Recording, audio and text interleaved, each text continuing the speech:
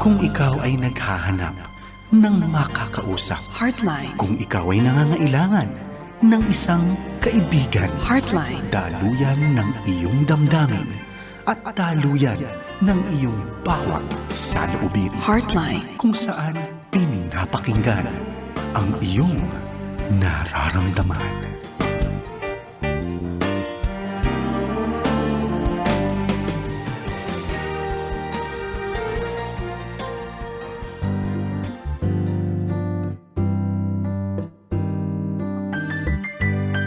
Magandang gabi, kaagapay. Ako po si Lemon Rainier, kaya nakatutok na sa Heartline Tuesday Legal Edition. Dito pa rin sa 702 DJ SAM Band.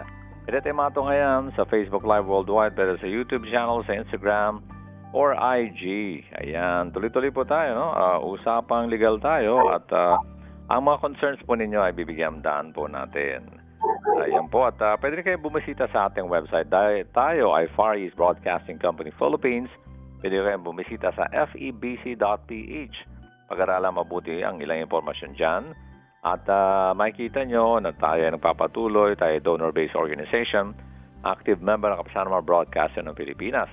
At pwede po kayo mag-click ng Donate Now. Pag ginawa po niyo yan, lalo na during office hours, please inform us para ma-assist kayo ng CCRD ng FEBC. At ngayong gabi ay makasama pa rin natin, no? Madalas na natin ilang buwan na rin, nakakasama natin palagi na ang bisita nating attorney, si Attorney Lil Rondario. Magandang gabi, Attorney. Hello, good evening sa iyo, Brother Lemuel, as well as yung mga tagapakinig ng Heartline Legal Edition. God bless.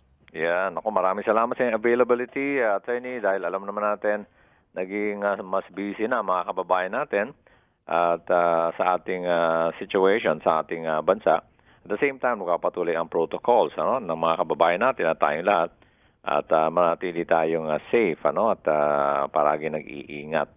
Okay, Attorney. So, anything you want to share before we start yung mga katanungan na pinadala po sa atin? It's good to be back again at makasama natin ang ating mga tagapakinig. And nawa ay lahat ay nasa maayos at safe, healthy conditions sa araw, sa gabing ito, at mga darating pang mga araw. Yun, okay, Attorney. So, tingnan po natin yung mga katanungan na sinangguni, at para maunawaan nila ang hindi lang yung tugon ninyo, kundi iba't ibang pagtingin dito, ibang pananaw sa iba't ibang mga issues na na-encounter ng ating mga kababayan, ng mga kaagapay natin. Okay. So, magsimula tayo sa unang katanungan ng ating listener. Ito ay isang mananampalataya, Kristiyano, at ang katanungan niya ay patungkol sa pag-file ng isang kaso for violation against women and children or violence against women and children. Ang tanong is, hindi ba ito labag sa utos ng Diyos na ibigin ang kapwa at even yung kaaway at patawarin ng nagkakasala sa atin? So, ang katanungang iyan, from once in a while, from time to time, ay lumalabas na mga issues, patungkol sa pag-iiral ng ating batas, mga karapatan na ibinibigay sa mga mamayan, at pag ito ay ating sinala o ating tiningnan sa viewpoint, sa pangangaral ng ating banal na aklat, once in a while lumalabas yung mga ganitong issue. So, ang ating sagot dito is karapatan ng isang tao o mamamayang Pilipino ang mag-avail ng kanyang right na binibigay na rin ng ating batas, especially pag ito ay merong kinalaman sa peace and order, peaceful relation, ng ating mga mamamayan. Bagamat sa ating pananampalataya bilang mga Kristiyano, at guided tayo by mga utos ng ating Diyos na makikita natin sa banal na aklat o ang ating Holy Bible. May mga katuruan din patungkol sa exercise, no? Sa pag-avail ng mga karapatan ng mga tao or mamamayan, at especially yung turo sa atin na magmahal ng ating kapwa, even yung ating kaaway, at magpatawad, no, sa ating kapwa. Ito ay matatagpuan natin sa turo ng Panginoong Hesukristo, especially sa Sermon on the Mount, no, na tinuturo ng Panginoong Hesukristo ang pagpakita ng mercy, sa compassion sa ating kapatid at even yung mga ibang tao. At in line na rin sa utos sa atin sa Ten Commandments, especially yung prayer na rin na tinuro ng Panginoong Hesukristo patungkol sa model prayer, no, na nakapaloob din doon ang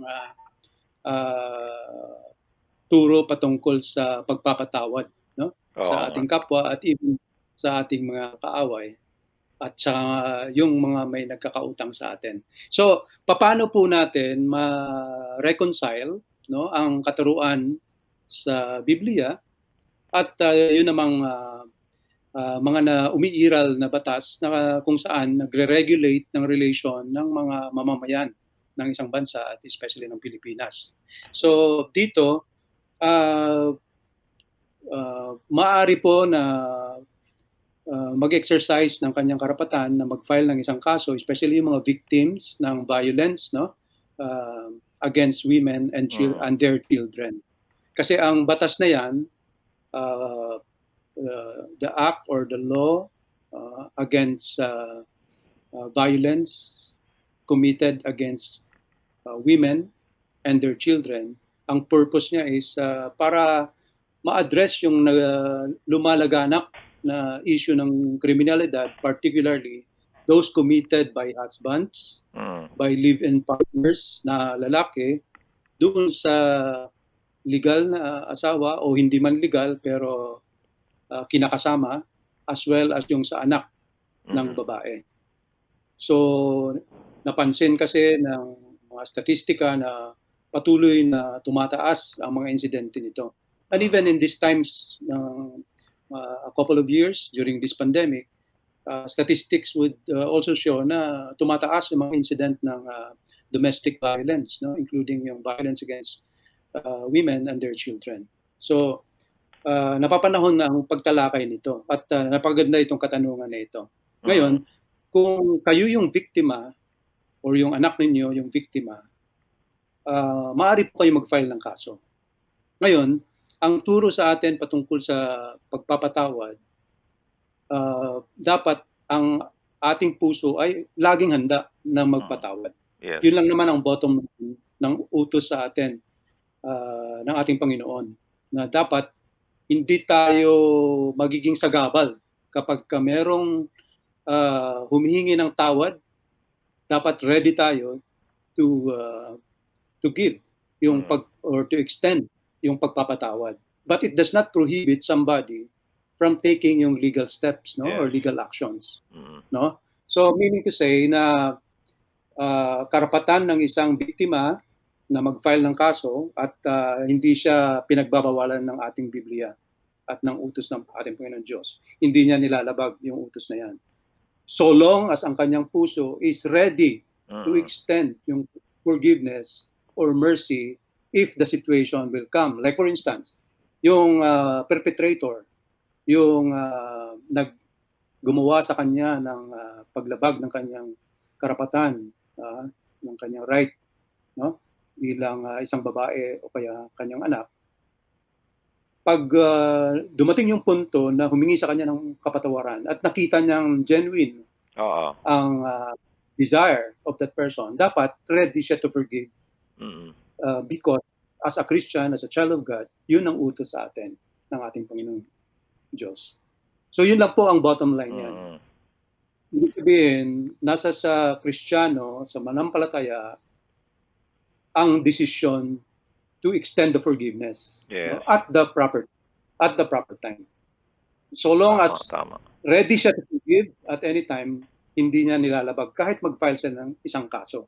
Kasi nga ang purpose ng pag-file ng complaint, kaya andyan yung batas, is para ma-preserve yung harmony, ang peace and order in a community or in the household, just like in this case.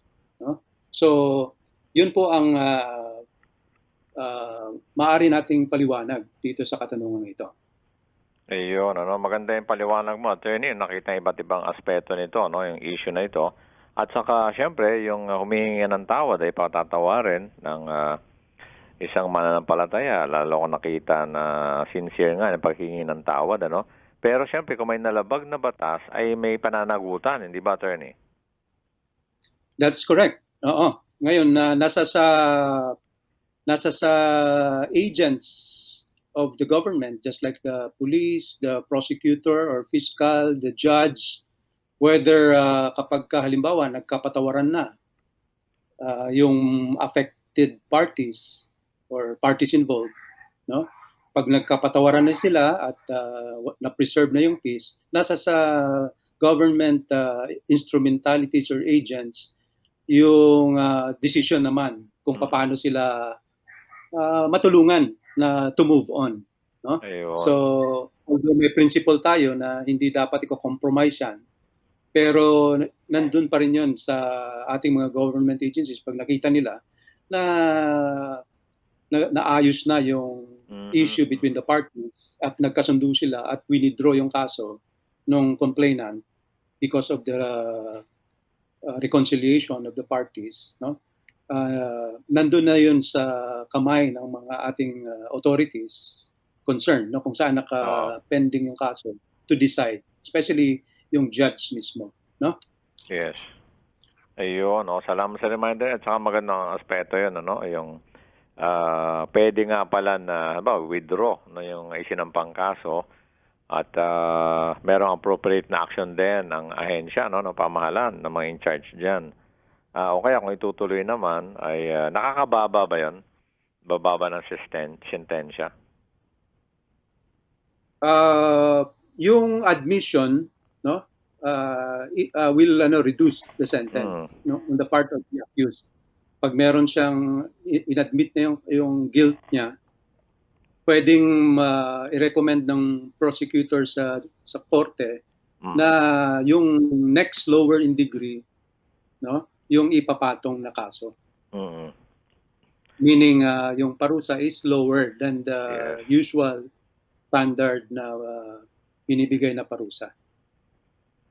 Ayun, Or pwede rin, kasi may instances na kapag hindi pa nagsimula yung trial, nagkaayos na yung parties, maaaring hindi na sisipot yung complainant at may resistance na siya i-submit earlier at hindi na siya sisipot later on, maaaring ma-dismiss yung kaso. Ayun. So may mga ibang possibilities, ibang mga pamaraan para ang end result ay hindi na matutuloy, So iba-iba yung pwede mangyari.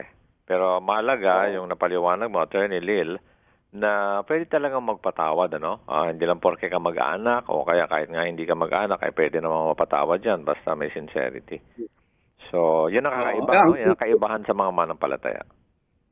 Yes, ang concrete example ng situation na yan is yung sinasabi mismo ni Lord Jesus Christ doon sa Sermon on the Mount, no, yung simula nung niya, mga examples doon na kapag ka merong agrabyado yung isang tao, habang naglalakad sila on the way to the court, no, or to the judge, ayusin niya na, makipagsundo na siya, makipag-reconcile na siya. Kung kailangan bayaran niya yung pagkakasala niya, bayaran niya na para ma-appease yung grievance or yung violation na ginawa niya bago pa dumating doon sa husgado. Kasi pag dumating sa husgado, sabi ng Panginoon Jesucristo, maaaring makukulong siya.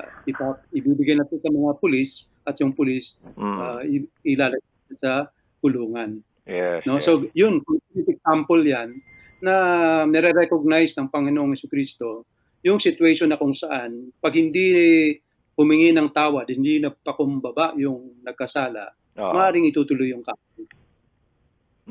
So yun talaga mga possibilities, ano? Okay, very exhaustive yung naging talakayan doon sa isang tanong na yan at maganda, nakita natin iba-ibang perspective, ano? At siyempre bilang manampalataya, meron talaga tayong responsibility. Kakaiba talaga ang standard natin na ito ay pamantayan mula sa salita ng Diyos, ano? Mula sa ating Panginoon. Okay, attorney, doon po tayo sa susunod na katanungan. Okay, so susunod nating katanungan, ang live-in partner, nagkaroon sila ng mga anak, and along the way, hindi sila nagkasundo, so humiwalay yung babae, iniwan niya yung uh, uh,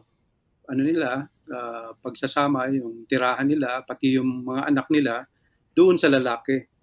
And along the way, habang humiwalay na yung babae, nalaman niya na yung performance sa school ng mga anak nila hindi maganda. So, napagtanto ng babae na para maayos ang pag-aaral ng mga bata, hihilingin niya sa live-in partner niya na everyday susundin niya yung bata, sasamahan sa school at iuwi. So, along the way, magkaroon sila ng teaching education process para maalalayan yung mga bata. Pero sinabihan siya ng live-in partner niya na since yan naman ang lumayas, umalis sa tirahan nila, itinuwan yung mga bata sa lalaking live-in partner, wala na siyang karapatan doon sa mga bata. So, ang tanong ngayon ng ating listener is, talaga bang nawalan siya ng karapatan nung umalis siya ang kusa doon sa pamamahay nila at iniwan niya yung mga anak nila doon sa live-in partner niya? At kung meron man at meron siyang dinagdag na maaring merong mga violence against sa kanya or sa mga anak nila na dahil sa pananakot na ginawa ng kanyang live-in partner sa kanya. So, dalawang issue. Yung una muna, meron ba siyang karapatan sa mga bata dahil nga iniwan niya ito sa kanyang live-in partner, no? So, ang karapatan bilang mga magulang, nandyan paragi. In this case kasi, natural parents sila kasi hindi sila kasal.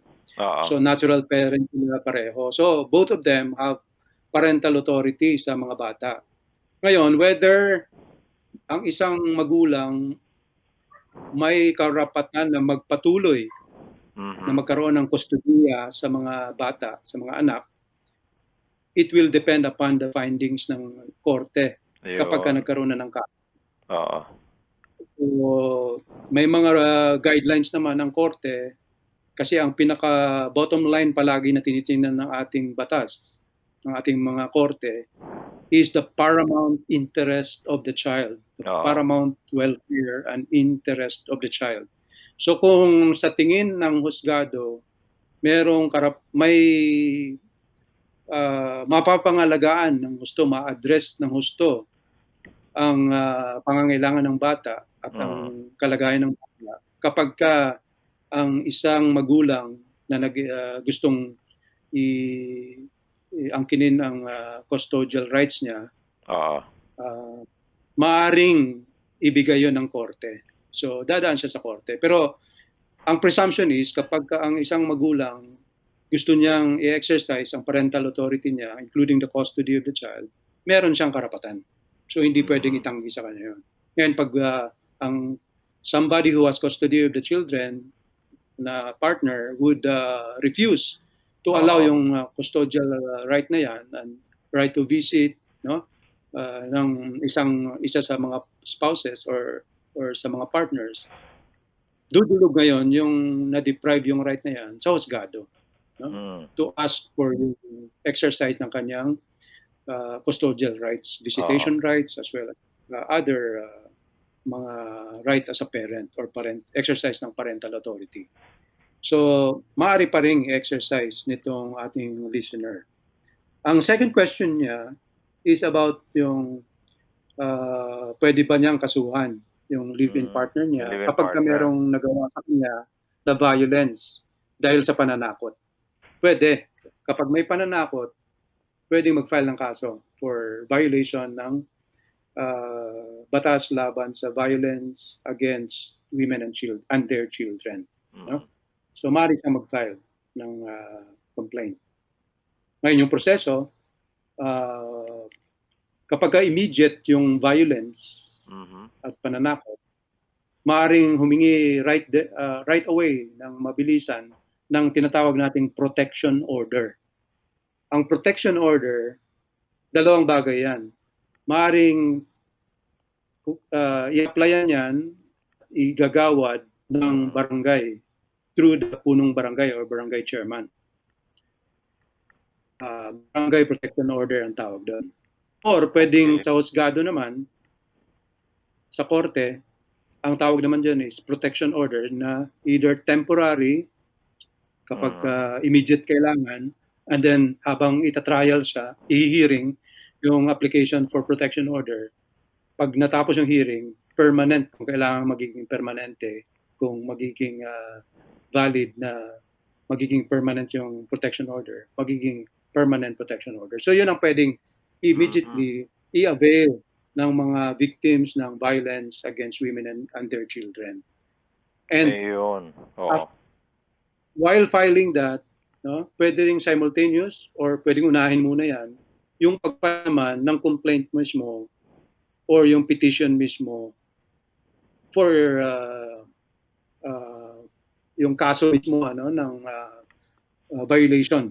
No? Kasi ang violation ng batas na yan against violence against women and their children is a criminal offense. So ipa-file yan sa prosecutor's office na siya namang magde-determine kung may probable cause para ma-file naman yung kaso sa korte, the proper court, no, which is the family court ng city, no? Kung walang family court, then sa ordinary courts.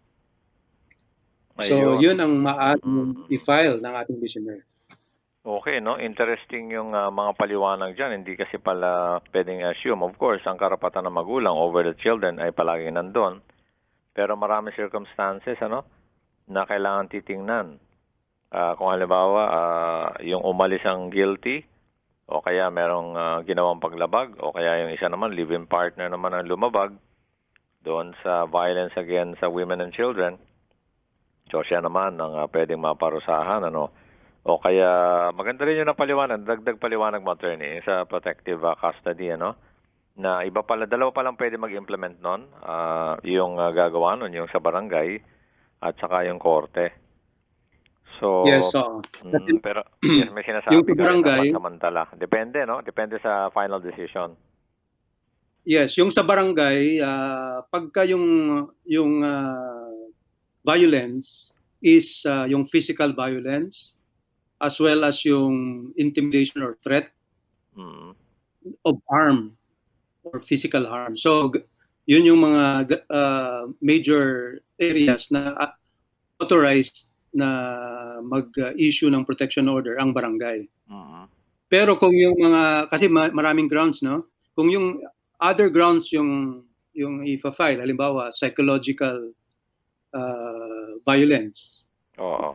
So hindi usually nakikita yon. So kailangan ng determination yan ng probable cause ng prosecutor. So that's why pupunta yan sa korte, no? Ayun. So kailangan ng expert doon, di ba? Kung bibigyan ng expert opinion. Yes, especially the judge will be the one to issue after getting yung comment halimbawa sa prosecutor at sa mga counsels kung merong counsels, no? So, yun yung mga bagay. Like economic abuse, no? Deprivation ng support, etc. Yun, korte yun kasi walang competence ang barangay to issue yung ganung protection order. Pero kung physical harm or immediate intimidation or violence, yun, first two grounds ng violation, pwede sa barangay kumuha ng protection order. Yun, very clear ang paliwanag mo, attorney, doon sa issue na ito at yung mga related issues, So maganda at I'm sure marami ang natuto doon sa aspeto na yan at dagdag kaalaman yan sa isyong legal, ano? Kasi iba-iba eh. Hindi lang porke yung isa umalis, tingin niya either nasasaktan o nade-deprive yung iniwang mga anak. So pwede rin siyang sabihan na kasi ikaw ang umalis, ano? So hindi lang basta sa ganong pananaw nare-resolve yan, ano? Kailangan dumaan sa legal process. Okay, attorney. So doon po tayo sa pangatlong katanungan natin. Okay, so ang pangatlo, basically halos nasagot na rin natin. Ang katanungan kasi is about yung application or coverage ng batas laban sa violence against women and their children. Ang batas na ito, ang layunin nga ay maprotektahan ang asawa, legal wife, no? Or live-in partner na babae, or the child or the children ng mag-asawa or ang magka-live-in na ito, no? So whether it is legally married or just live-in, covered sila.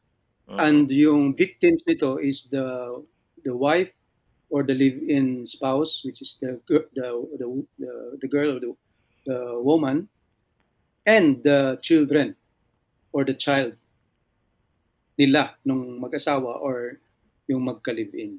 Yun yung magiging mga potential victims na ang kanilang karapatan ang nilalayon na protektahan nitong batas laban sa violence against women and their children. Ngayon, very clear na not only yung legitimate or legally married, but even yung live-in relationship covered, no? In fact, ang term na ginamit sa definition, no, ng mga instances na covered, kapag ka nagkaroon ng sexual relation ang isang lalaki at saka babae, whether magkaroon sila ng anak o hindi, covered.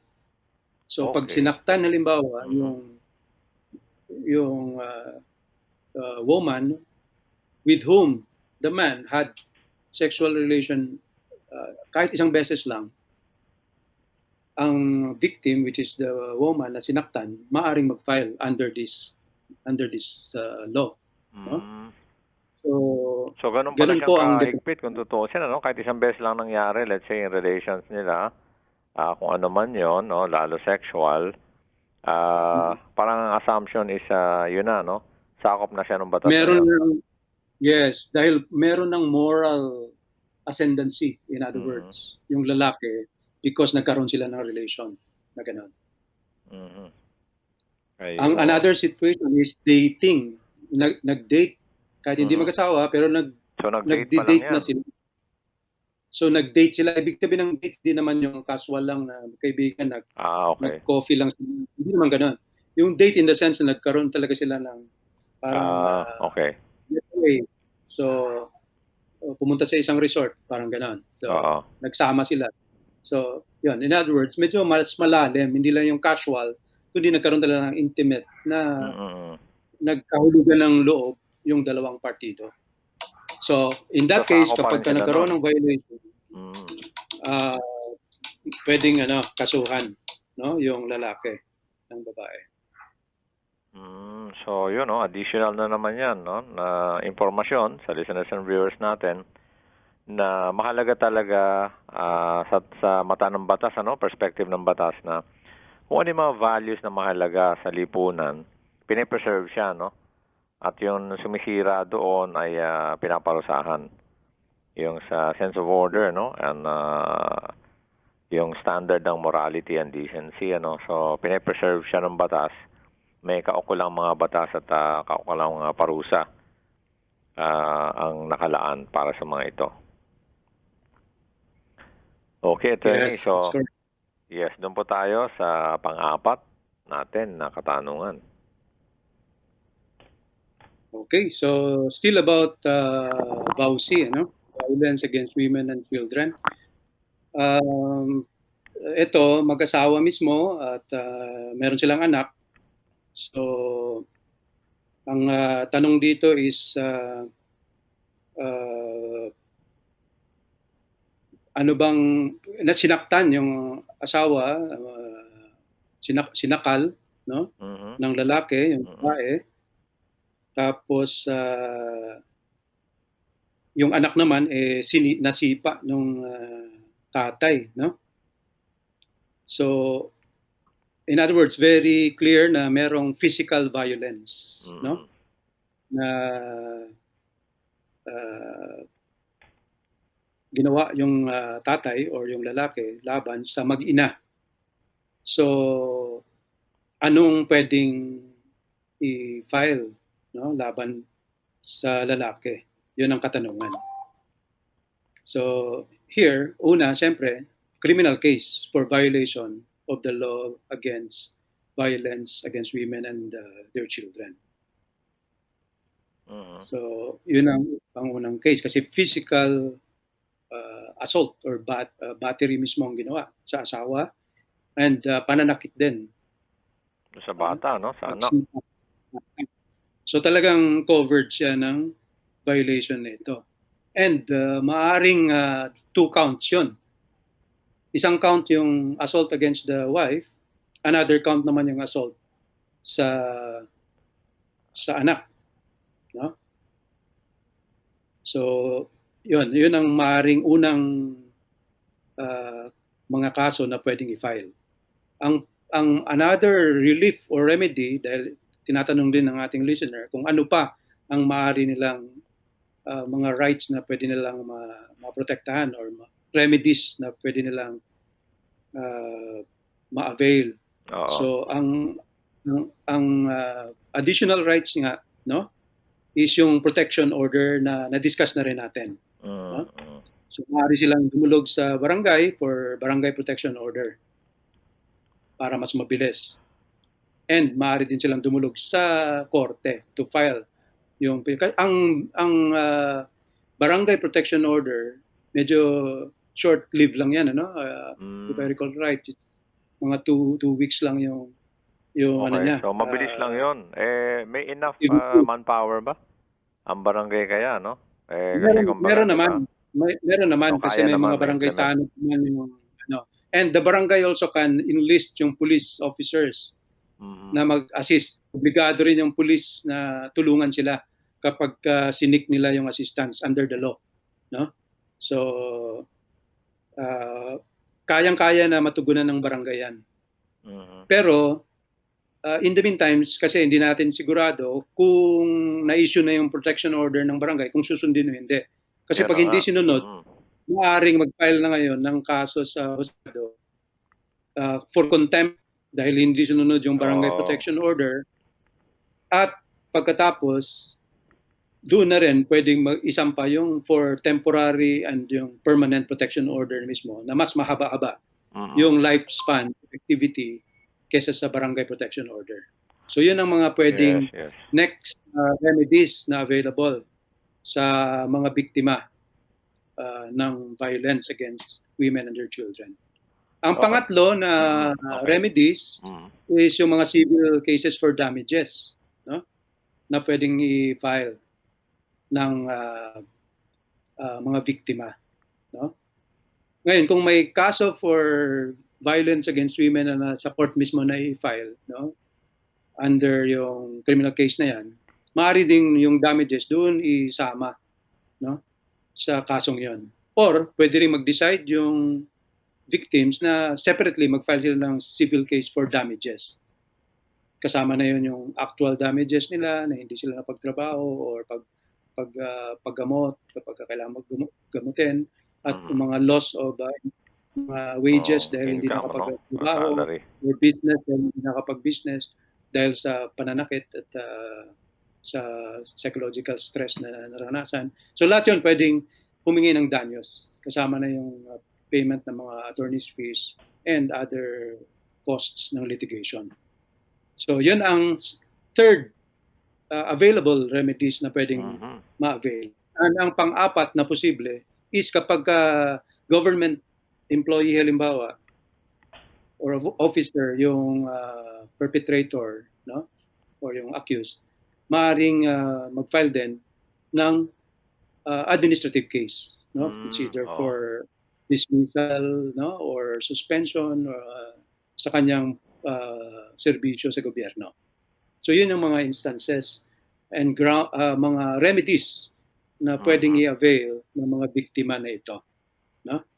And then finally, as far as yung help naman na maaari niyang i-avail, yun namang intervention ng ating government agencies, yung psychological assessment, no, and treatment, no? Lahat yun bibigay freely ng ating government agencies like the DSWD, yung LGU, mayroon silang mga crisis intervention sa mga biktima, no? So lahat yun mandated by law na mag-extend ng tulong para magunan ang lahat ng epekto sa biktima nitong violence against women and their children. Ayun, ano, so ang marami palang remedies, ano, maraming pwedeng gawin na mga hakbang, no? Pili yung mga hakbang ang isang dumudulog sa batas, ano, sa ganitong mga issue. At saka maganda yung mga napaliwanag mga attorney kasi nakikita nila kung ano ba talaga yung nangyayari. Let's say dinedefy, hindi sinusunod yung protection order.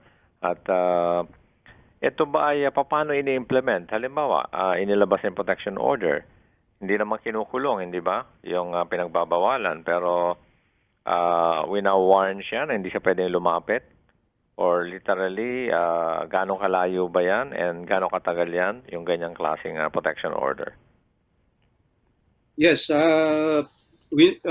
pinagbabawalan, halimbawa, nasa loob ng bahay sila lahat nakatira.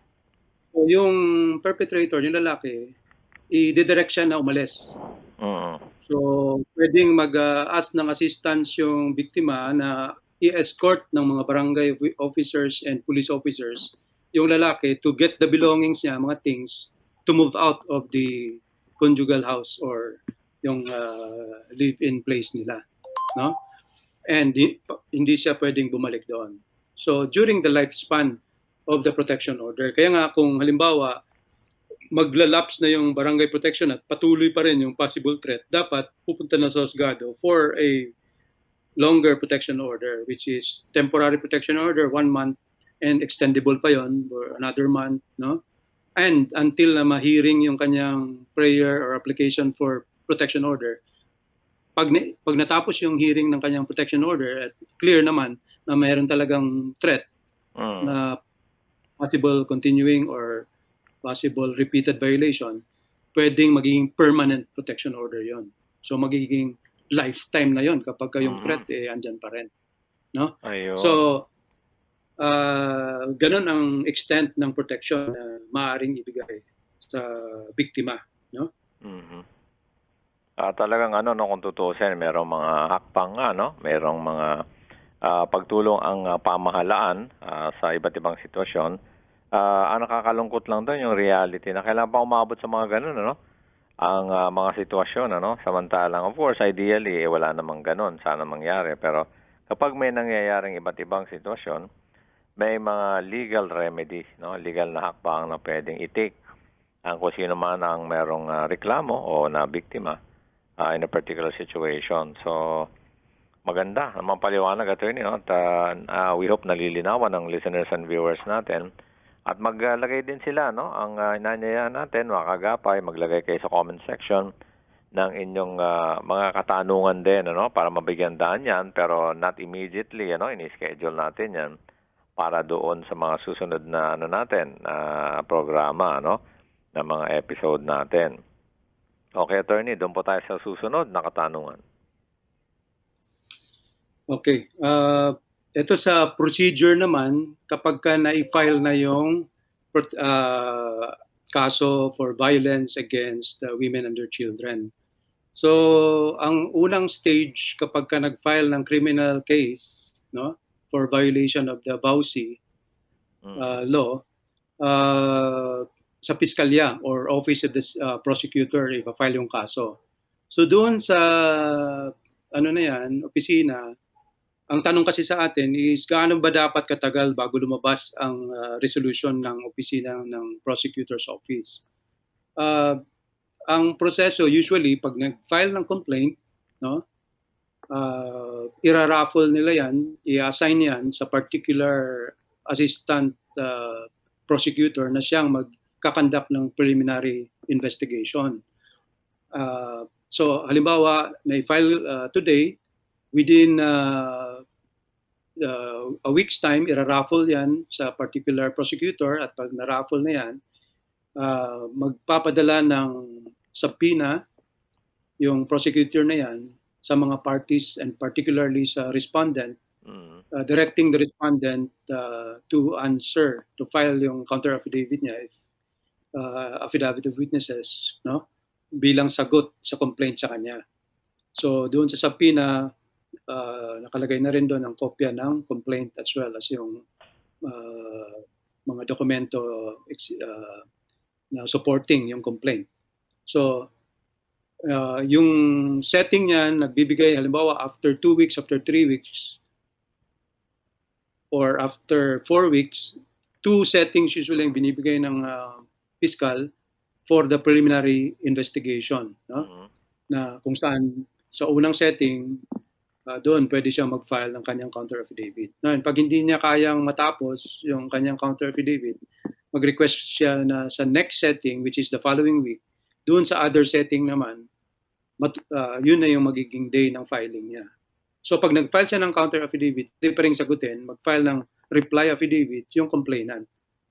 And then after na mag-file siya ng reply, pwede rin mag-file ng rejoinder yung respondent bago magiging for resolution na ng piskalya. So assuming na i-file na, no, after the first setting, na i-file na yung counter affidavit, no, at hindi na rin balak mag-file pa ng reply affidavit. So ibig sabihin submitted for resolution yung complaint. Ang piskalya has between 2 months to 3 months to render yung resolution, no? So yun po ang period of time na kung saan maaring magantay yung mga complainants after filing yung complaint for violation ng batas na ito against VAUC, no? So minsan lumalagpas dun sa period of time na lumabas yung resolution. Kapag ka lumampas dun sa 90 days period after the case is submitted for resolution, nasa internal rules naman ng Office of the Prosecutors na i-explain dapat nila sa superiors nila kung bakit it will take them additional time. They need more time to come up with a resolution. Pag valid yun, grant naman. Pag hindi valid yun, may karapatan yung superiors na mag-impose ng mga penalties doon sa delaying handling prosecutor. So internally ganoon. So maaring umabot siya ng mga 4 months, 5 months, 6 months, and worst case scenario, like during the pandemic, napahaba lahat yung proseso dahil sa walang physical presence sa mga offices. Oo, tama. So minsan umabot ng isang taon. So ganoon. So ganong senaryo, no? Ang kinakaharap ng ating mga parties na dumudulog sa Office of the Prosecutor pag nag-file na ng kaso, no? So basta na-file ang kaso, talagang asahan na, no? Na siyempre tatakbo yan, yung proseso. At yung mga ideal timetable minsan lampas doon, ano? Depende sa mga pangyayari. At katulad niyan, may mga protocols tayo. So isang factor din yan, ano? Yung nakakadagdag doon sa panahon. Ayun. Okay, attorney, doon po tayo sa susunod na legal question natin. Okay, so ito, may iba naman ang kaso. Patungkol naman sa resident ng isang subdivision, no? At doon naman sa inireklamo niya na kapitbahay across the street, no? Kaharap nila ng bahay nila, yung object ng kanyang reklamo. Kasi nga, although private subdivision ang lugar nila, no? Mhm. Nagtayo ng grooming center para sa mga aso, mga alagang aso at pusa Mhm. sa kabilang bahay. So naturally, from time to time may mga customers at may mga aso na naiiwan doon na nagko-cause ng ingay or kahol, no? Oo. Na nakakadisturbo sa mga neighbors, and particularly dito sa listener natin kasi may mga anak din itong listener na nag-aaral Oo nga, online, tama. so nadi-disturb ang kanilang pag-aaral. So uh, yun ang nagiging sitwasyon ng ating listener at tinatanong tayo kung anong maaari nilang aksyon na gawin. Kasi sinubukan nilang dumulog Kausapin, sa no? kanilang barangay pero walang nagagawa apparently yung barangay, at mukhang ang iniisip tuloy ng itong listener natin baka nilalakad at malakas na barangay itong bahay nila. Merong mga Kaya hindi tinayo na-actionan, na. ano, reklamo. Oo. So tinatanong ng ating listener kung ano ang maaari niyang gawin sa sitwasyong ito. So una, since nasa subdivision sila, malamang meron silang homeowners association.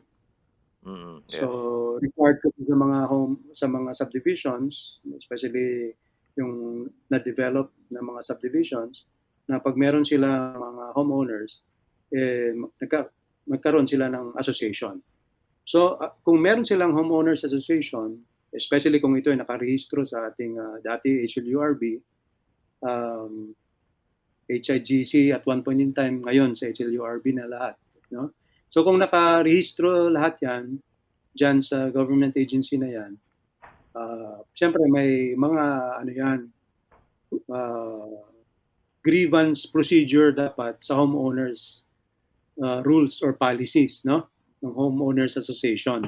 So maaring doon sa grievance mechanism or system na yan, meron silang committee, maaring doon magsampa ng reklamo itong listener natin na membro ng residente dyan sa subdivision. Kasi ang homeowners association, meron silang mga karapatan to regulate yung use ng mga lots and properties, houses, no, within the homeowners area, no. So doon pwede silang pag-ayusin, no, pwedeng ma-address, i-correct yung violation na ito. Ang nagtataka kasi itong listener, bakit nagkaroon ng permit ito na mag-operate, no? Legal ba yung permit nito na mag-operate ng ganyang grooming center kasi within the subdivision pa naman. Residential, no? So assuming na talagang residential at bawal ang commercial activities dito, maaring isa 'yun sa mga issues na i-address ng homeowners grievance committee nila, no? Ngayon, pag hindi maayos diyan sa homeowners level, maaring umakyat ng file ng complaint sa Human Settlements Adjudication Commission, no? Ang ating listener. Kasi ang Human Settlements Adjudication Commission, HSAC, yun ang may jurisdiction sa lahat ng mga homeowners association. Lahat ng members, non-members na patungkol sa mga rules and regulations sa paggamit ng lupa at mga bahay, no, establishments in a subdivision area, no? So yun ang maaring file ng ating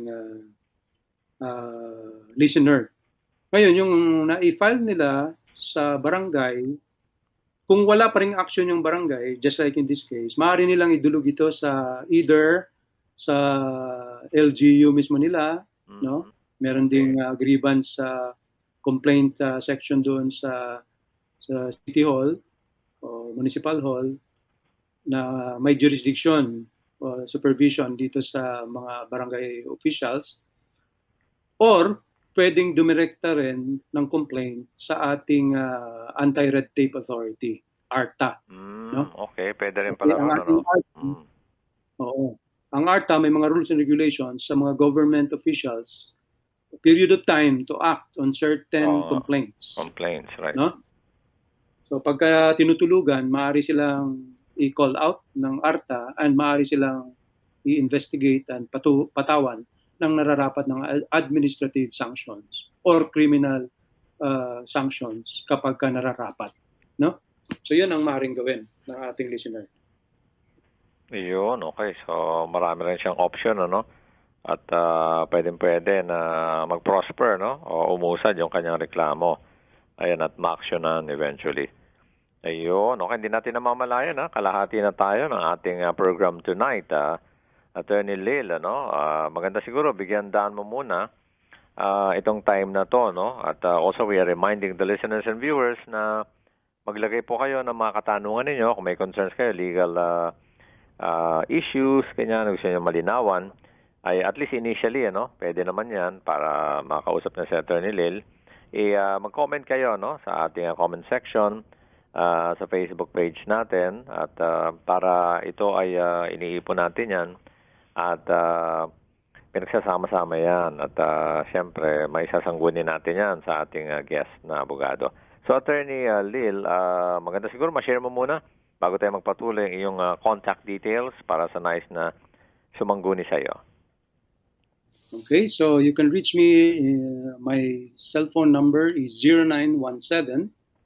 0917-594-4334.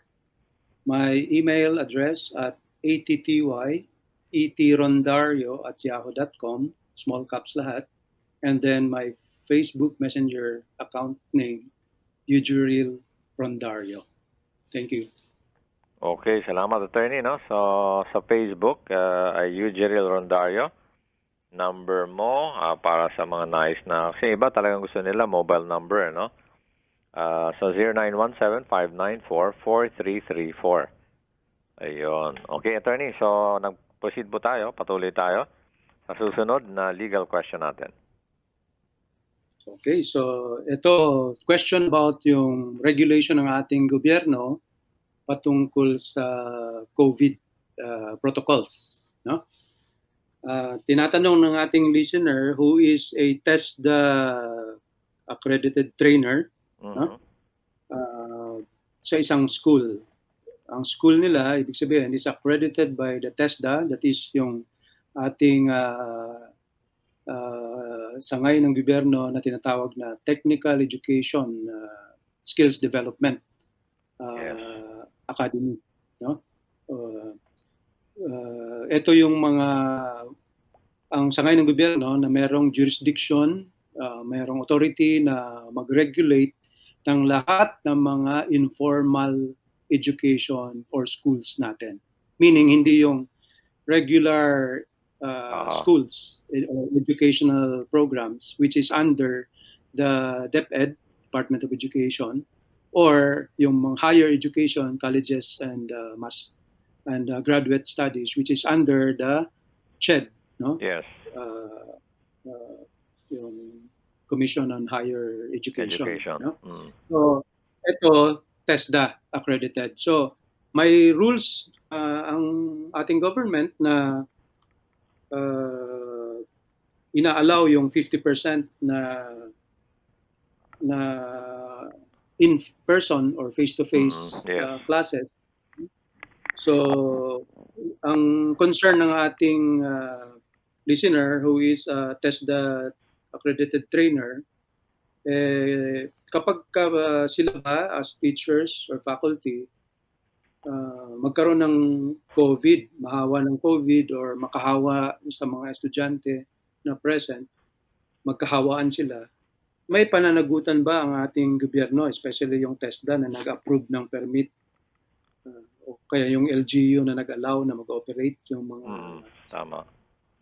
schools na ito kapag ka nagkaroon ng sakit na COVID, ang either mga estudyante o yung mga teacher. No? So, ang issue dito is yung powers, no, and responsibilities or duties ng government, Mhm. which is called yung police power.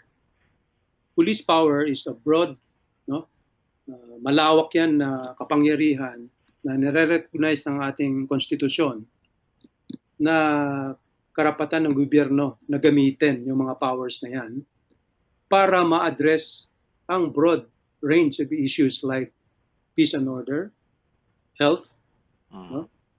public welfare, no, defense, no, and other serious matters, no, or emergency issues, no, calamities, mga ganun. So, in other words, ang ating constitution empowers or recognizes yung authority ng ating gobyerno Mhm. na umalaw, mag-take ng action, gumawa ng mga pulisiya, gumawa ng batas, at mag-implement ng mga batas at mga regulasyon, including to a certain extent yung ating mga local governments, no, para mapangalagaan yung peace and order, security, health, general welfare ng mga mamamayan.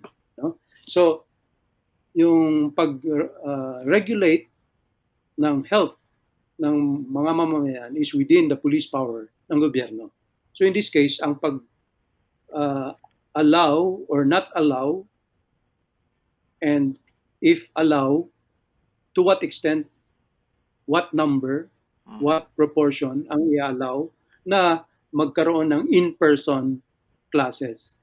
Those are exercise ng discretion ng gobyerno sa pangangalaga sa kalusugan ng mamamayan, which is hindi pinanghihimasukan ng ating mga korte or hindi pinagbabawalan unless na merong grave abuse or totally walang basihan, no?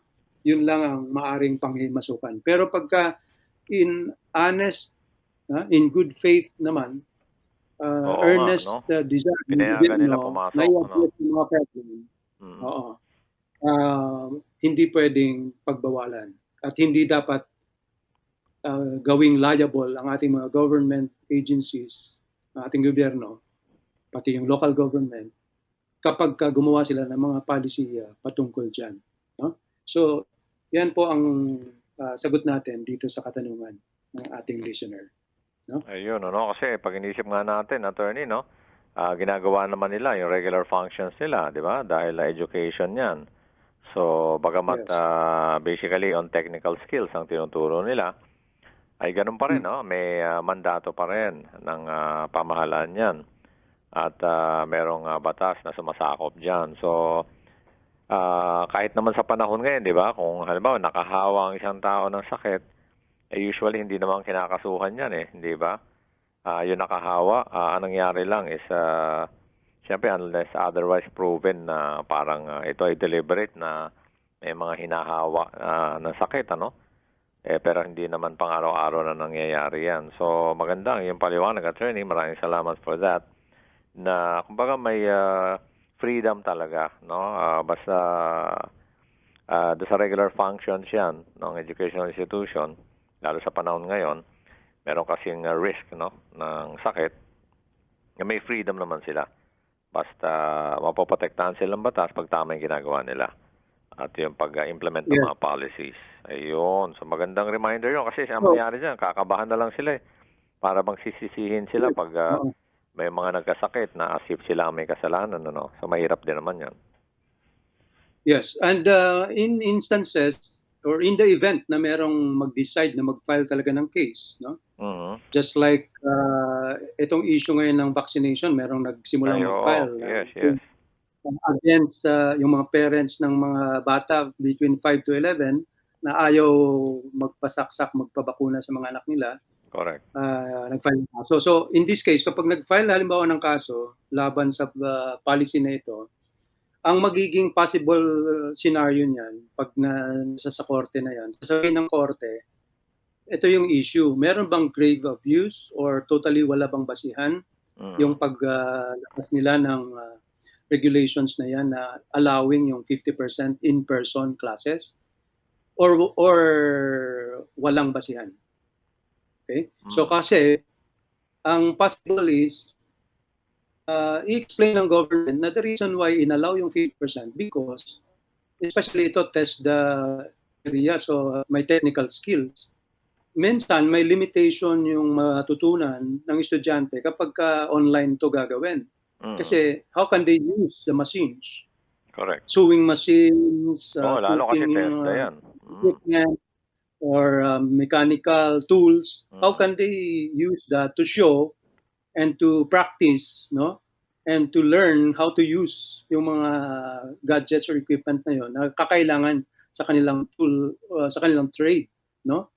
So that's why pag inanalisa ng korte yan, sasabihin ng korte may sound basis yung pag-allow ng in-person kasi how we cannot prolong yung illiteracy technically, no? Yung skill-wise ng mga mamamayan natin na dapat natututo na sila, no? Especially in the midst of this pandemic. Yun ang justification. Kaya hindi mo pwede sabihin na mayroong grave abuse yung paggawa ng policy allowing at least 50%. No? Kasi meron namang ways of still taking care of the health despite na may 50% presence doon sa learning center, no? Kung saan ginagawa yung training. So yun ang magiging possible scenario. So i-dismiss ng korte yung petition ng kaso na i-file ng mga citizens questioning yung government policy allowing yung 50% in-person classes. Okay, interesting talaga, no? Talagang kailangan unawain yung mga issues. Kumbaga yung emosyon ay isang tabi muna. Unawain kung ano ba yung facts, ano, yung katotohanan at may mga basihan talaga dapat, ano, para mas tama ang desisyon. At of course, ang batas ay ayan pinagbabasihan ng mga korte sa mga desisyon. Okay, attorney, doon po tayo sa susunod nating legal question. Okay, so naiba naman itong next question natin. Ang kanya namang problem, isa siyang estudyante na nag-aaral sa isang pribadong eskwelahan at siyempre meron siyang binabayaran installment ng mga tuition fees. And since online ang classes, merong nakalagay doon na payment for internet use, no? Kasama sa mga bayarin sa school na in installment basis din. Ang naging problema is since because of this pandemic, nawalan na rin ng trabaho ang kanyang magulang. In the meantime, wala siyang pangbayad sa kanyang tuition at ang karampot nilang natitirang pera hindi sapat to cover both yung installment tuition niya as well as yung internet usage na installment din na binabayaran. So ang nangyari, yung nabayad niyang partial, in-apply doon sa tuition at yung kakulangan niya sa internet usage, wala siyang naging access sa internet dahil hindi bayad ang kanyang monthly payables doon sa internet use. So ang tanong niya tama ba ang ginawa sa kanya ng school na tinanggalan siya ng access doon sa internet use dahil nga sa hindi pagbayad ng installment, especially during the time nitong pandemya. So kung legal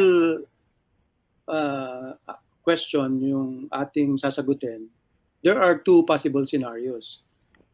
Meron ba siyang karapatan to insist na hindi dapat putulin ang pag-access niya sa internet? Two possible scenarios, no? Maaring sabihin na wala siyang karapatan dahil nga may failure on his part to pay yung required fees to use yung internet, to access yung internet, no?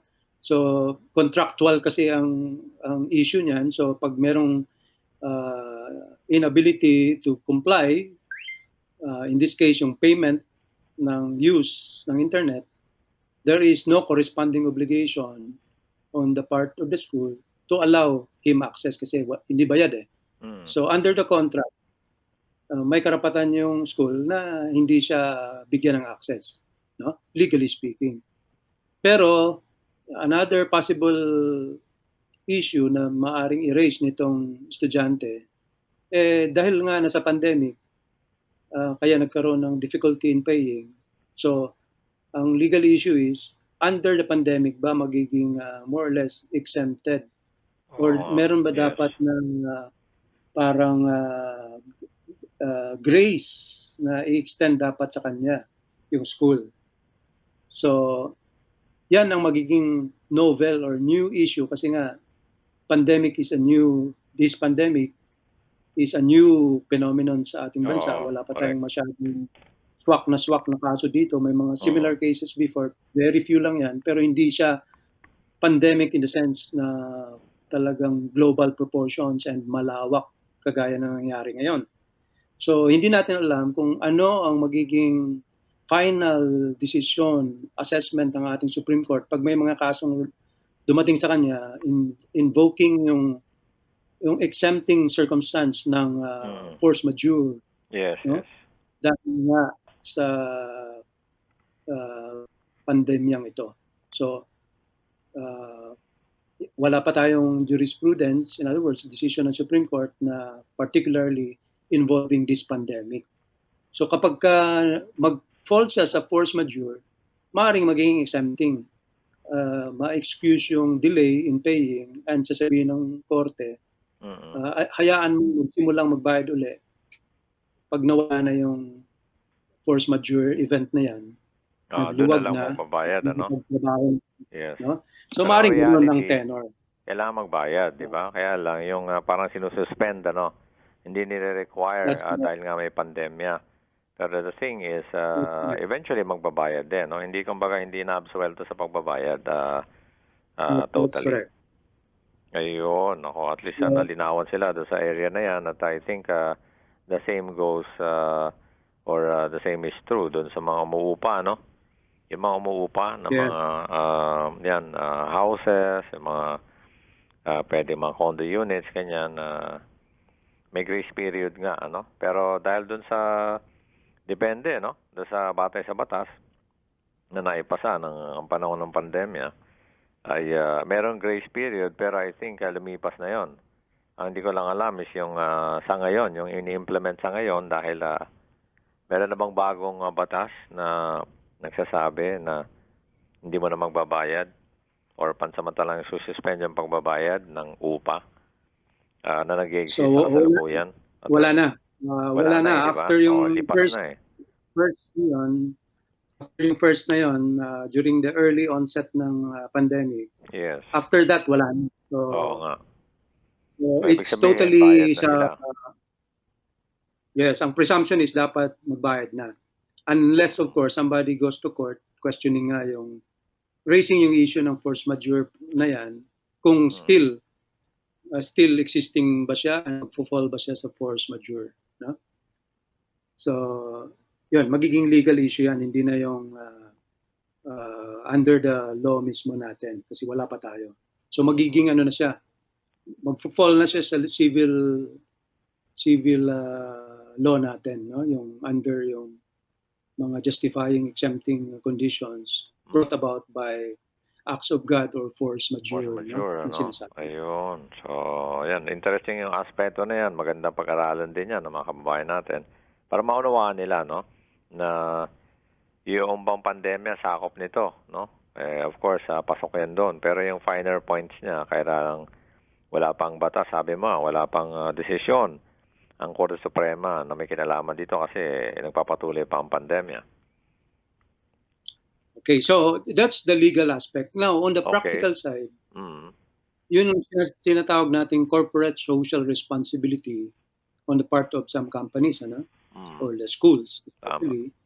And also, of individuals, yung sinasabi namang humanitarian spirit natin, no? Compassionate responsibility natin.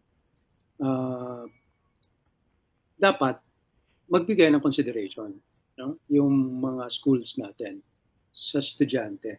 no? Especially hindi naman kaso ito na talagang there is a blatant refusal to pay. Oo, tama. Talagang inability Talagang to pay nahirapan lang. because of the hardship brought about by the pandemic. So dapat in these instances dapat exercise yun.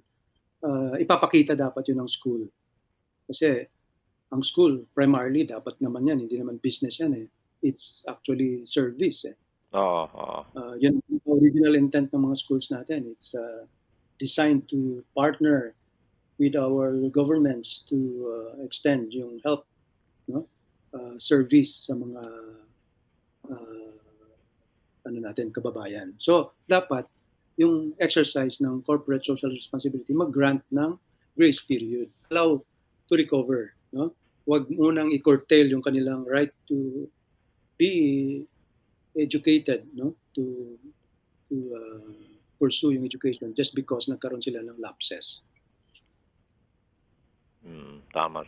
Kailangan na maunawaan yon, yung aspeto na yon. Okay. So, attorney, doon po tayo sa next na legal question natin. Okay, so still about online classes natin, no? Yung anak ng ating listener ay nasa online classes at siyempre may mga challenges, no? Iba-iba din yung sitwasyon ng mga bata, depende how they cope with the challenges ng online classes. To some, wala silang masyadong difficulty, but to others, they might, especially yung mga hindi masyadong gamay, yung computers, electronic equipment, maaaring meron silang difficulty learning online. So in this case, ang sitwasyon ng ating listener, ang kanyang anak ay binagsak sa klase dahil nga, yun na nga, siguro hindi magandang performance during this pandemic times na online classes lahat, no? So ang tanong niya is, dapat ba ibagsak yung estudyante, especially during this time na online classes, o dapat hindi magbagsak ng mga estudyante? So very clear yung sagot dyan, ano, na ang ating educational system may standards yan, no? Criteria. Kung papasa o hindi papasa yung estudyante, at may mini-maintain na standards of education. Kasi education nga eh, meaning you have to learn something in the process. Yes. Kung wala kang nalilearn, babagsak ka at bumagsak ka, that's a consequence na maaaring hindi sapat yung ginugugol na panahon at attention sa pag-aaral. So, may karapatan yung school na magbagsak ng mga estudyante na hindi nakaka-pass sa standards na yan. No? Hindi lang karapatan yan, but obligasyon mismo ng school to maintain yung standards. Although, may mga leeway or discretion din na binibigay ang ating government agencies, yung DepEd or yung CHED, especially this time, in this time, no, pandemic, at bago lang nagiging massive yung paggamit ng online tools na yan sa classes, distance learning. And it's also evident na may maraming estudyante na nagkakaroon talaga ng problema in using, no, yung system na yan na online, no, or cyber platforms of education. So dapat meron ding consideration ng school, no, na magluwag-luwag sila sa mga standards nila, not to compromise but yung kanilang standard, to really ma-accommodate lang yung difficulty of certain students, no, sa pag-cope sa online system of learning, no? So ganun dapat ang approach. But the answer to the question is, may karapatan ng school to fail, no, or not to pass a student who fails to reach yung kanilang passing scores or grades. Ayun, okay, attorney, doon po tayo sa susunod na katanungan natin. Okay, so uh,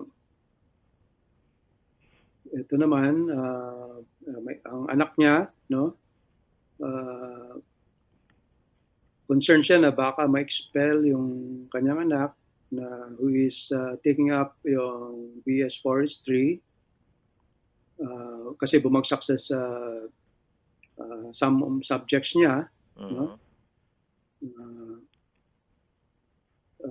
Meron kasing naging insidente na dahil nga ayaw niyang bumagsak sa mga subjects niya, yung isang teacher niya or professor pinadala niya ng sexual photo, no? Ibig sabihin selfie,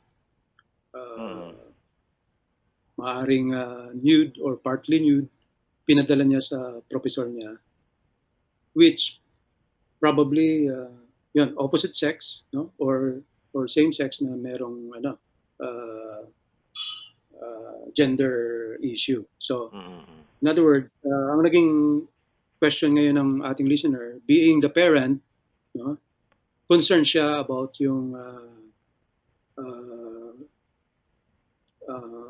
kalagayan ng kanyang anak, no? Not only yung kanyang pagpasa sa klase, but also yung kanyang right, no, as a student, especially yung reputation, no, in situation like this. So ang tanong is, since nanggaling sa estudyante mismo yung initiative na magpadala ng photo, ang tanong ng ating parent is, may karapatan ba siya o sila na mag-file ng kaso laban sa teacher? No? So, ang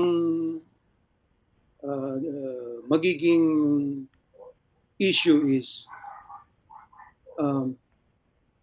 kung wala talagang indication o pahiwatig, no, indication na binigay yung teacher sa estudyanteng ito, no, to compel or to induce, to convince the student to send this sexual photo, walang pananagutan at hindi dapat liable yung teacher. Meaning, kung voluntary na ginawa ito ng estudyante.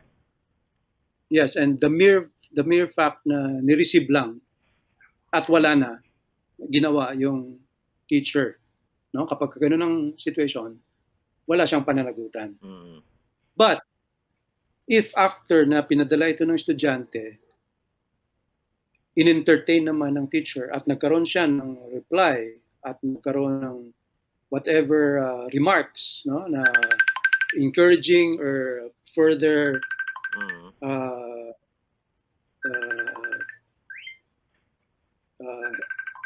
inducing, no, itong estudyante, no, encouraging itong estudyante to still parang establish yung ganung relationship, doon pwede nang magkaroon ng violation, no? Yung teacher. Lumampas na kumbaga, no, sa boundaries yun. That's correct. Oo. So ganun po ang magiging niyan. In other words, magiging evidentiary yan, no? Depende sa extent, no, ano yung naging response after na receive ng teacher yung sexual photos na yan, no? Kung halimbawa pinasa niya yan sa ibang tao, merong violation. Pag sinagot niya, in-entertain niya yung bata, merong violation, no? Kasi ginamit niya yung situation na yan to disadvantage, ano? So meron siyang violation ng ano na yan, it will fall under yung voyeurism, no? Anti-voyeur Act through sexual photos, no? So, yan po ang magiging kasagutan. So under that law, yung possible violations, the mere fact of taking the picture, kung iba naman yung kumuha, violation. No? Kung naked or partly naked yung isang object na kinuna ng picture, may violation. Pag pinadala, pag binenta, binasa, there is also a violation. No? Kapag pinublish, pinost sa social media, another violation. So, ganun po ang mga categories niyan. So in this case, recipient lang yung teacher. Pag wala siyang ginawa other than the fact na na-receive niya, wala siyang violation. At kailangan mapatunayan din yun, ano? Nung guro, na kumbaga wala na siyang ginawa after that. Actually, wala naman siyang obligasyon talaga to prove na wala siyang ginawa. It's upon those who are complaining. Okay. Nagre-reklamo, no? So, ang maaaring gawin ng itong listener natin, pwede sila mag-report sa police and ma-check kung anong ginawa ng professor. Anong activity yung sa kanyang social, it's either the mobile phone niya or yung account, social media account niya. Anong naging activity after that, after na ma-send sa kanya. Pwede kasing matrace yun. Tama. Yung ating PNP cyber section, cops, no? Cybercrime section.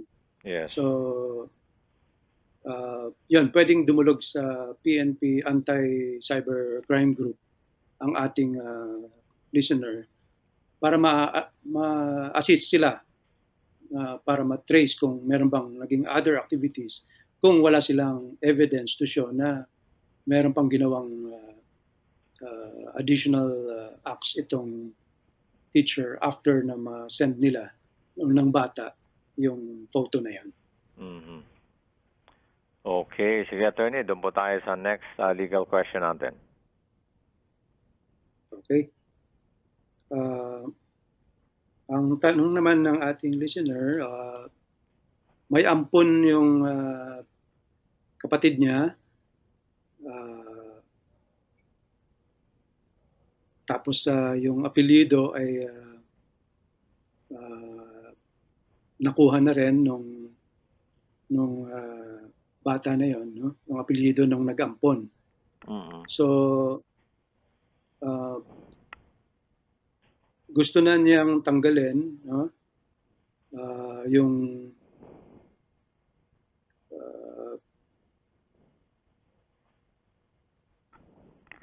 about after yung adoption ng bata, hindi maganda yung naging ugali or tungo ng adopted child doon sa adopting parent niya. So ang gusto na ngayon ng adopting parent, huwag na siyang bigyan ng ano pang suporta o pamana. Support. So pagka ganun, meron namang karapatan yung adoptive parent or parents na tanggalan ng rights yung adopted child pag may mga violation ng kanilang rights. No? So hindi paggalang, no?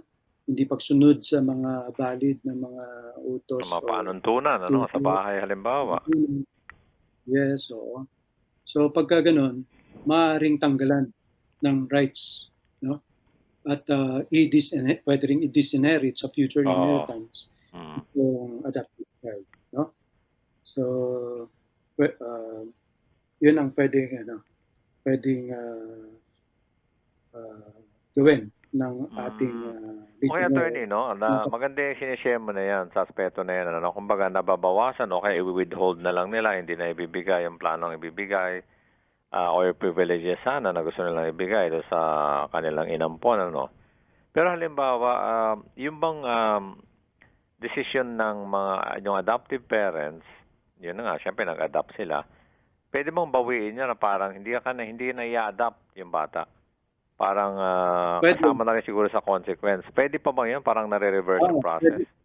Yeah, pwede siyang dumulog sa korte, no? para ma-nullify yung adoption. So, yan, pagka may clear violation ng ano niya, mga rights ng isang parent, pwede yun. And in this case, umalis na actually yung bata at bumalik na sa kanyang biological parents. Ayun. Pero despite the fact na umalis na sa poder ng adoptive parent, gusto pa rin humingi ng sustento. Oo. So, ibig sabihin, makapal talagang mukha, no? Oo, the best of both worlds, ano? Ang gusto niya. Gusto niya makuha lahat. So, yun, pagka ganun, pwedeng dumulog sa husgado yung family nitong adoptive parent, yung kapatid nitong listener natin, yung adoptive parent, na hilingin ang korte, no? Na hindi na ituloy yung pagbigay niya ng at i-rescind na yung adoption. Oo. So, pwede pala yan, no? Yung pag-rescind. Pawalang bisa sa paano ba ang proseso yan? Medyo matagal ba yan? Di ba mahal kasi ang medyo hindi simple ang fees sa adoption saka yung proseso? Ganon din ba yung pag nire-rescind yun? Mahabang proseso rin? It can be long also pag nilabanan yung proseso. Kasi due process dapat may sagutan, no? Exchange of pleadings and also time to present evidence, take turns din yung both sides kapag talaga nag-protracted yung kaso. Pero ang dyan is dapat mabilis kasi pagka mga ganyang instances na family involved, dapat mabilis-bilis dapat ang steps. But it can also take longer, especially nga due process pag hindi natapos yung opportunity on both sides to present yung evidence nila. Hindi talaga madidesisyonan kaagad, no, yung kaso. Okay, assuming ito ay a hypothetical question, assuming halimbawa nag-decide yung adoptive parents na okay, hindi na natin itutuloy, papawalang bisa na yung adoption. And then yung in-adopt naman, yung inampon ay na-realize niya na alam niya consequence yun ng hindi niya magandang ugali, halimbawa, o yung pagtrato niya doon sa nag-adopt sa kanya. And then tinanggap niya na okay, sige, parang na siya, hindi na siya adopted. Ay yung bang adoption process o yung pag-rescind ng process na yan, ng adoption, ay pwedeng umiksi dahil nagkaroon ng parang amicable settlement? Pwede naman. Ang bottom line palagi, especially kung minor pa yung bata, is the paramount welfare of the child. So kung yung pagkaayos nila and pagtuloy ng kanilang samahan at support sa bata will be for the best interest and welfare of the child, maaaring payagan yun. Pero halimbawa, masamang ugali ng bata, hindi pa re-recognize ng korte, siyempre mga decision yan dahil bata nga eh. So, hindi matutuloy yung pag-rescind ng adoption. So, kung medyo matanda na, adult na yung in-adopt, mas matatanggap ba ng korte yun? Kung nag-decide siya na, okay, naniniwala ako, nagsisisi na ako, pero wala akong magagawa kung ayaw na nung adoptive parent sa kanya.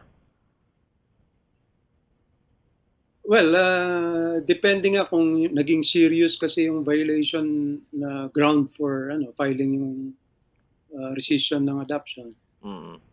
Maaaring tuluyan talaga yan ng husgado. Okay. Especially kung hindi naman ma-adversely affected yung bata dahil nga, na siya, naging adult na siya, may age of majority na, and kaya niyang mabuhay by himself. Wala naman siyang biological family na willing and able to support him. But if he is able, maring sabihin ng court na dahil sa serious yung violation, maring sabihin ng court talagang ipapano yan. Kasi just like for instance sa mga mga anak na Mm. either legitimate or illegitimate.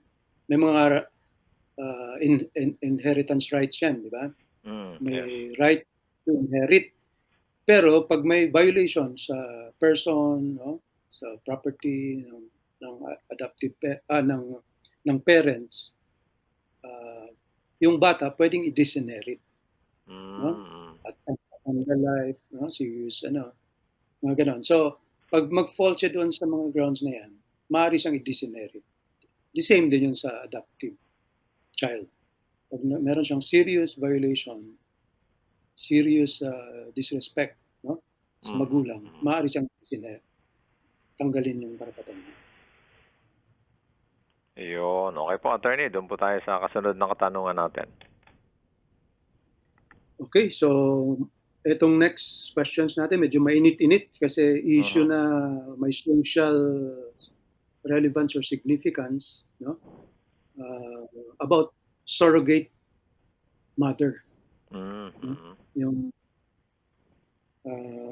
surrogate mother, ang sa generally meron silang dalawang ngayon,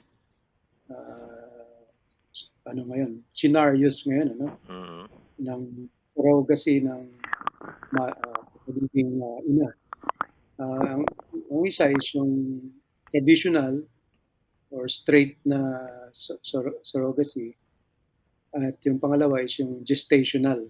Ibig sabihin, yung traditional parang yung ginagamit na surrogate mother, ibig sabihin, ini-inseminate sa kanya yung sperm ng Ini-implant, lalaking tao, ini-implant, no? And then siyang mag-bear ng baby. So, mag-birth ng bata. So, yung another situation is gestational. So, parang lang, embryo, halimbawa, nilalagay lang doon sa niya, sa sinapupunan niya. So, hindi yung egg, halimbawa niya yung ginamit, kundi egg mismo ng another, yung embryo mismo na plinant lang doon sa kanya para lumago doon sa niya, sa sinapupunan niya. Anyway, ang pinaka-issue kasi dito, sa Pilipinas wala pa tayong batas, no? Tungkol sa wala pang nakaka-draft pala, no, ng batas na specific para diyan. Sa ibang bansa, especially sa mga European countries, mostly bawal ang magkakaroon ng surrogate mother arrangement, no?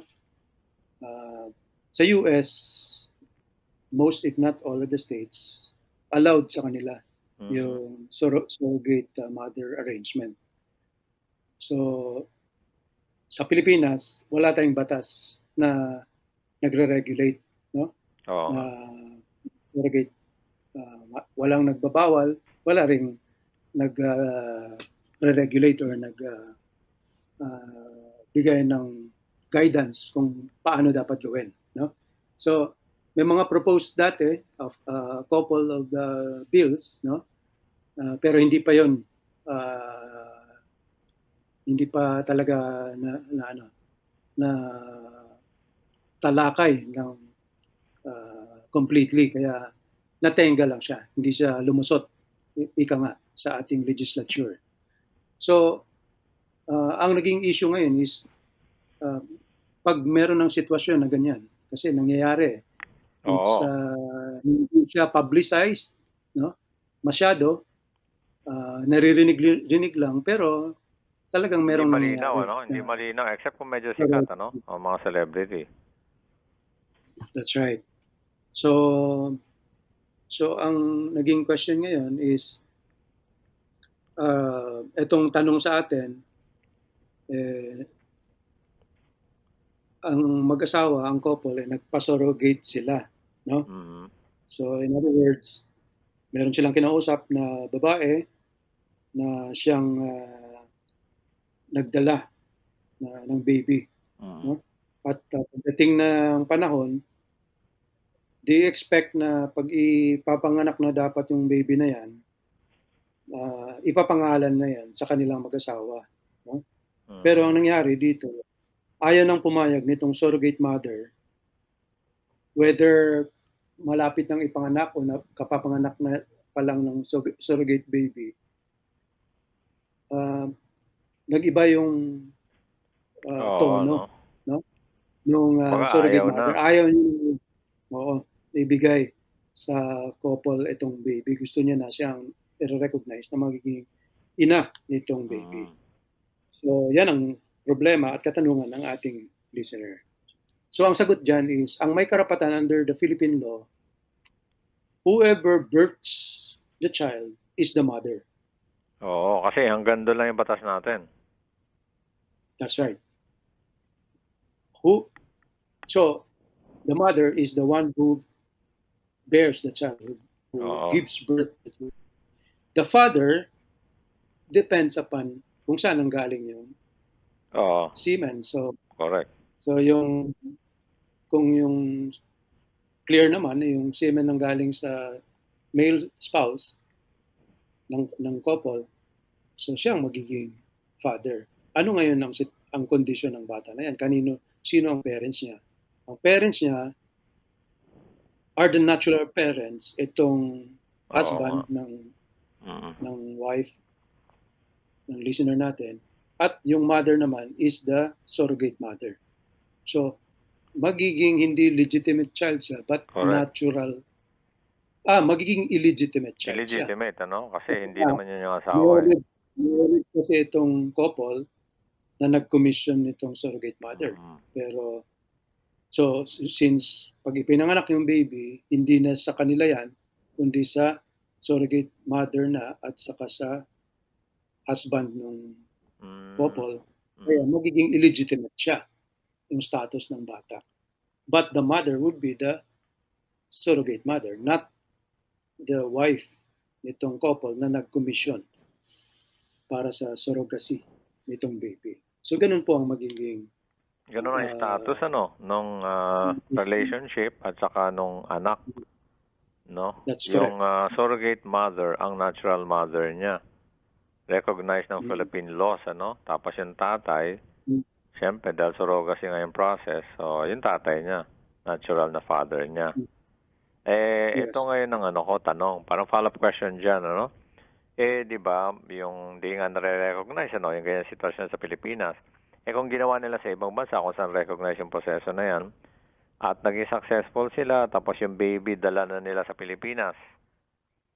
So, ano ngayon ang batas na sinusunod nun? Dahil ba meron sa ibang bansa, it is a legitimate legal process. Ibig sabihin na, nire-recognize natin na sa Pilipinas, yung anak na yon ay anak bale nung, let's say, nung wife, no? At saka nung husband. Siyempre, married sila. So, ganun ba mangyari doon, attorney? Ano ba ang legal implications nito? Kung halimbawang sa ibang bansa nangyari? Well, kung sa ibang bansa, pero both Filipino yung parents. Yes. So, well, depende kung saang bansa yan. Kung sa US yan, use soli sila. So, whoever the American parents dapat, they will follow the citizenship. Or if foreigner, kapag ka pinanganak doon, magiging US citizen siya.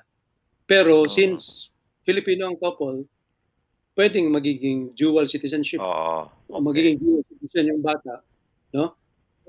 Pag nag-apply siya rito sa Pilipinas later on. So, pwede siyang mag-opt for dual citizenship. So, ganun ang magiging treatment natin. Ngayon, as far as the Philippine law is concerned, ang relationship nila will be governed by our Philippine law.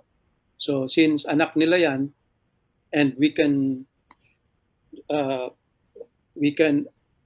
whatever the rights of the child, no?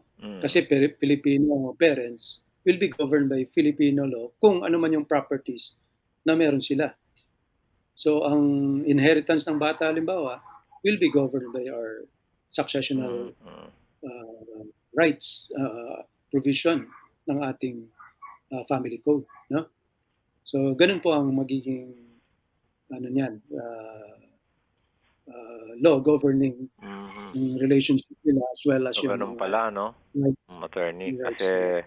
dahil kinikilala yung proseso na yan, yung surrogacy, depende kung saang bansa. So, pagdating sa Pilipinas, it's like anak talaga nila yon, ano?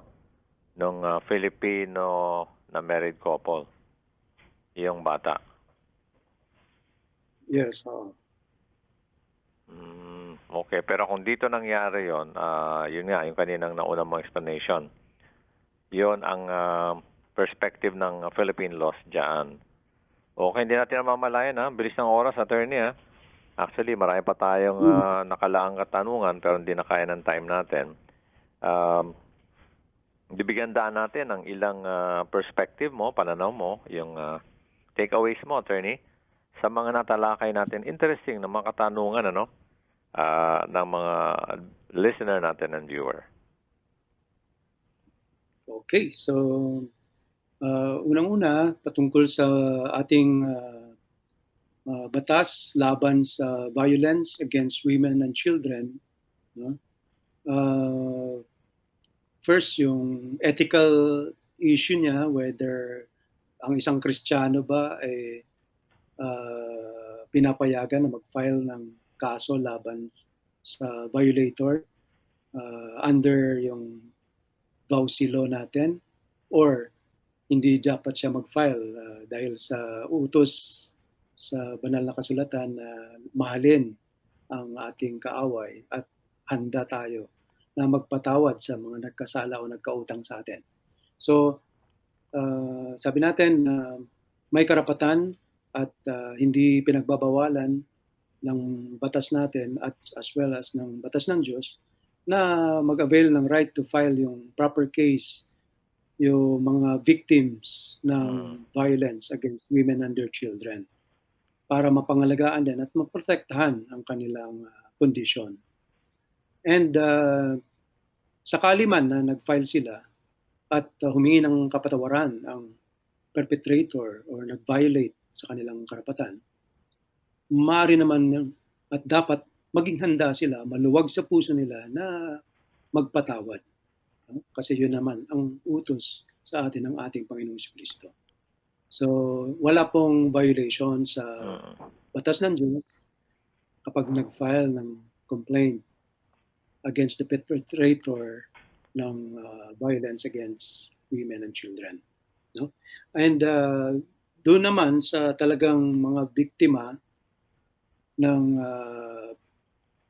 crimes na ito, maaari namang dumulog sila sa ating government agencies. Ang unang line of defense is yung pagkuha ng protection order sa ating barangay, no?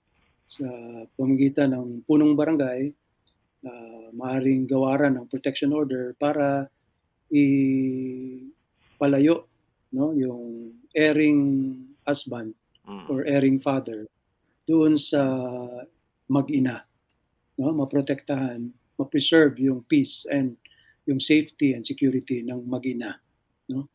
Pag hindi maaaring dumulog sa barangay, maaari namang dumulog sa ating korte, no, to get yung temporary protection order as well as yung permanent protection order.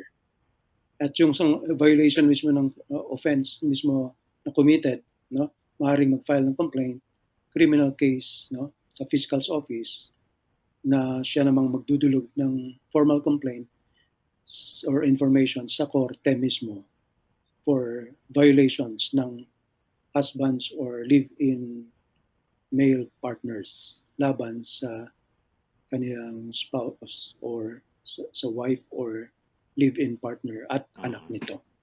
So, may mga paraan naman na pangalagaan ang security, safety, well-being, yung mental, physical condition, psychological condition ng ating mga kababaihan at mga bata. No? So, doon naman sa ating mga kababayan na merong problema rin sa kanilang relationship, no, sa either kapitbahay, no, dahil sa mga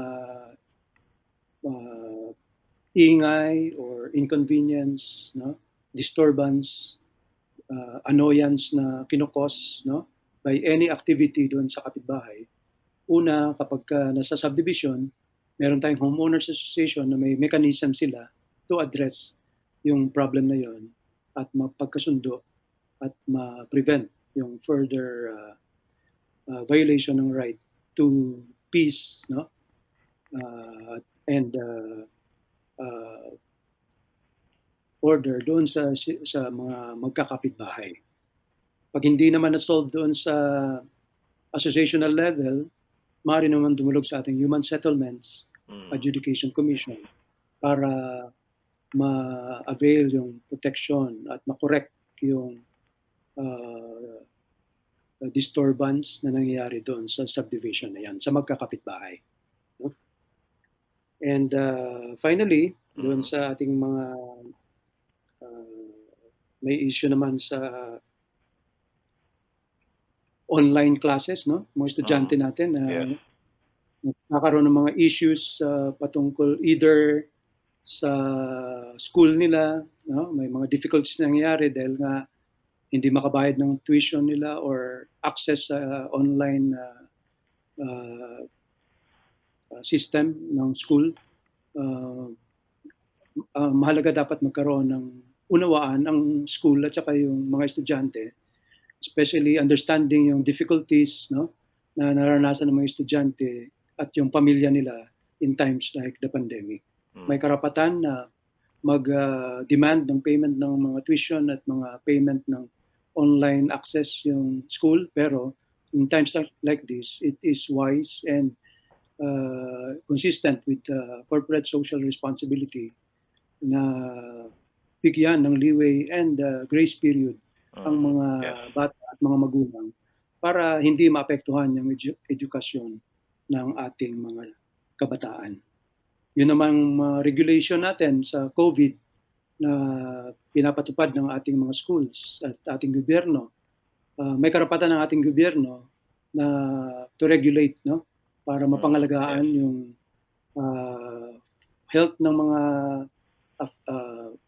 parties involved like the school, the teachers as well as the students, but at the same time may karapatan din yung ating mga educational administrators, no, ang government na mapatuloy yung good adequate education ng ating mga constituents na kailangan tuloy ang kanilang experience ng effective teaching mode, no?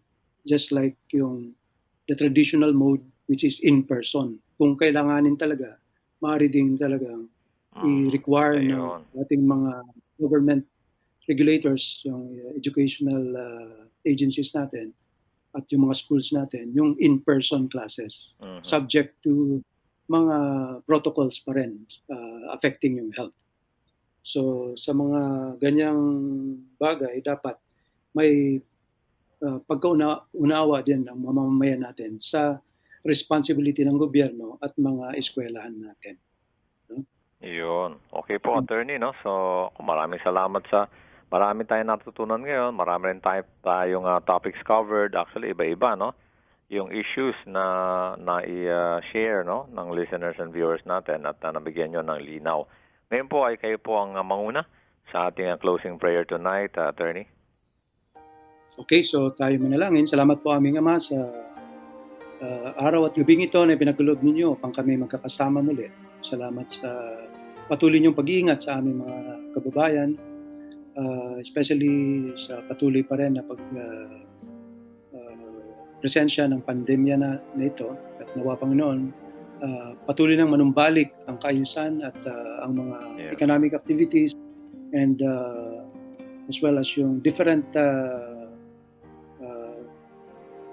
government functions, Panginoon, ay patuloy na dumaloy upang bumalik ang kasiglahan ng aming bansa at negosyo at ganun na rin lahat ng aspeto ng aming buhay. And even, Lord, yung mga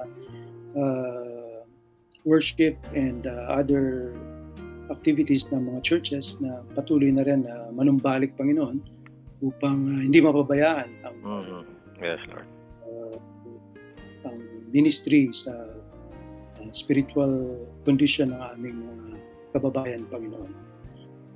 Patuloy nawa, gabayan ang aming mga kababayan, Panginoon, especially yung mga legal problems, issues, whether affecting yung family, relationships, mga neighbors, Panginoon, or mga ka-office mates, mga pinagtatrabuhan, or yung mga schools, Panginoon, between the teachers and the students. Nawa, Panginoon, ang iyong habag at ang iyong hustisya ang patuloy na dumaloy at ang pag-ibig ang siyang maghari sa bawat isa, Panginoon. Yes. Ipanabalik namin. Salamat sa inyo, even for DZAS and this program, Heartline Legal Edition, Brother Lemuel and the rest of the staff and technical group, Panginoon.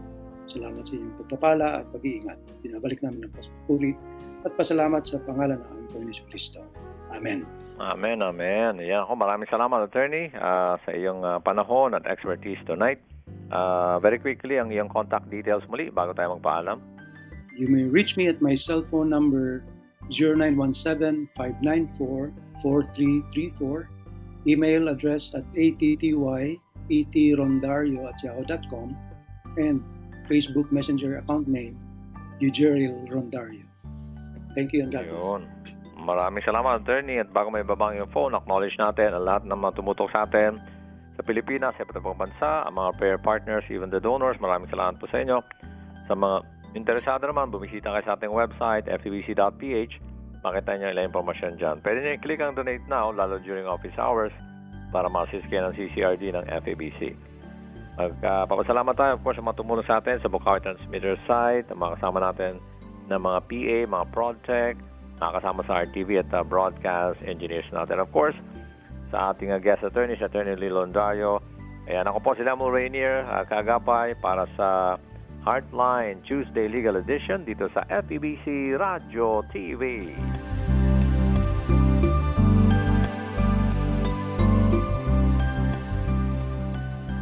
Heartline, kung saan pinapakinggan ang iyong nararamdaman.